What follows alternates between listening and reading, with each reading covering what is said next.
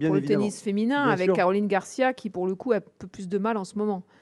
Caroline est Elle vient de quelqu'un se que je... séparer de son staff, avec qui elle avait retrouvé une forme d'équilibre. Vous avez un mot à nous dire là-dessus? Bah, pas grand-chose. Je suis très proche de Caroline parce qu'elle est lyonnaise comme Bien moi. sûr. On a échangé hier par SMS. Je lui ai fait un message de sympathie et pour lui dire que si elle avait besoin d'échanger, discuter sur les problèmes qu'elle peut rencontrer, elle pouvait, au sein de la fédération et du président de la fédération, venir échanger. Donc je lui ai fait cette proposition.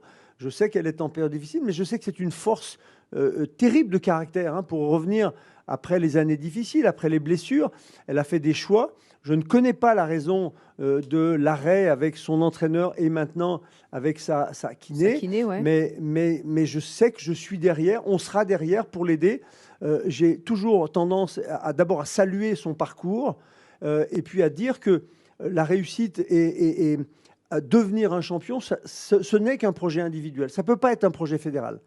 Alors Et justement, puisqu'on parle de Caroline Garcia, comment vous expliquez, vous, ancien champion et maintenant président de la Fédération française de tennis, Caroline Garcia qui est une immense championne, je serais tenté de dire c'est tout ou rien. Il y a des sauts, des différences terribles. Où elle gagne, où elle perd au premier tour. Il n'y a pas de... En règle générale, hein.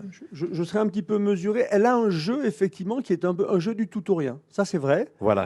Moi, je parlais du jeu. Hein. Oui, alors dans le jeu, effectivement, elle a pris une option qui lui a réussi en disant, moi, je vais jouer à l'intérieur du court, je vais jouer un jeu d'attaque, un jeu qui n'est pas un jeu de défense et un jeu qui prend forcément énormément de risques. Et quand on prend des risques, ben, il y a un moment donné où la bascule peut se faire très très vite.